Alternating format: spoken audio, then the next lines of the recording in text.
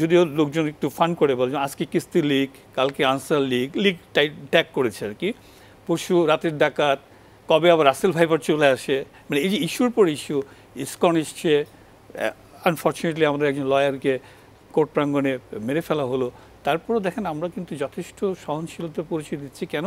For the greater interest of our country, যে আমরা কোনো অস্থিতিশীল সিচুয়েশন চাই না। তো এখন আস্তে আস্তে মনে হচ্ছে একটু ডাই ডাউন হচ্ছে, বাট তারপরে কিন্তু পুরোপুরি আপনি আস্থাশীল হতে পারেন না যে আবার কখন একটা সিচুয়েশন ক্রিয়েট হয় কি না। বিকজ সত্যি কথা বলতে কি 17 বছরে তারা যেটা অ্যাচিভ করেছিল থ্রু আওয়ার প্রিভিয়াস গভর্নমেন্ট, সেই গভর্নমেন্টকে কেউ স্বৈরাচারী বলে, কেউ ফ্যাসিস্ট বলে, আমার তো মানে আরও বড় কিছু বলা উচিত, দানবীয় সরকার বলা উচিত।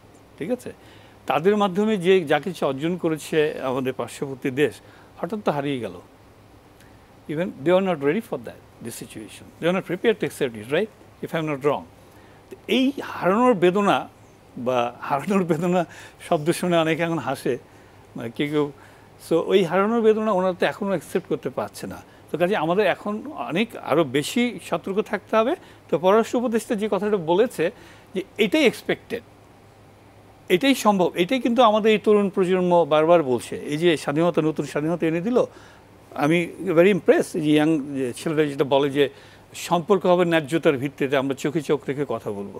এটা কোনো হুমকি না বা কোনো অডাসিটি না, এটা খুব স্বাভাবিক কণ্ঠের একটা কথা যে হ্যাঁ আমার প্রতিবেশী, আমি দেশ বদলাতে পারবো না, সো আমার এই প্রতিবেশীকে নিয়ে বসবাস করতে হবে, এবং সেই বসবাসটা হতে হবে আমাদের একটা গুড আন্ডারস্ট্যান্ডিংয়ের মাধ্যমে, আমাদের বোঝাপড়ার মাধ্যমে, ন্যায্যতার মাধ্যমে।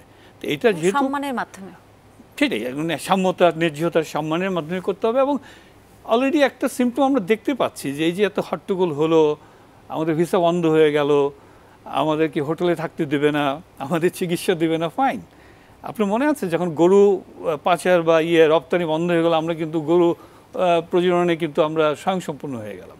সো আমাদের টুলস আছে, ম্যান পাওয়ার আছে, অনলি ইচ্ছা শক্তি এবং একটা প্ল্যাটফর্ম, যে প্ল্যাটফর্মটা বিগত সরকার কিন্তু আমাদের দেশের জনগণকে সেভাবে দেয়নি। Because to be very honest you, তাদেরকে পারপাস সার্ভ করেছে আগে, just to uphold their own chair, মানে নিজের গদি বলেন বা চেয়ার বলেন সেটাকে ধরে রাখার জন্য। এবং সরাসরি কথাগুলো বলা যায়, এটা বয় অফ ক্লাস 5ও বুঝে। আমি যেটা বলছি এটা খুব বড় কিছু, মানে কি বলে ইন্টেলিজেন্ট লেভেলের, হাই লেভেলের কিছু না, এটা সবাই বুঝবে।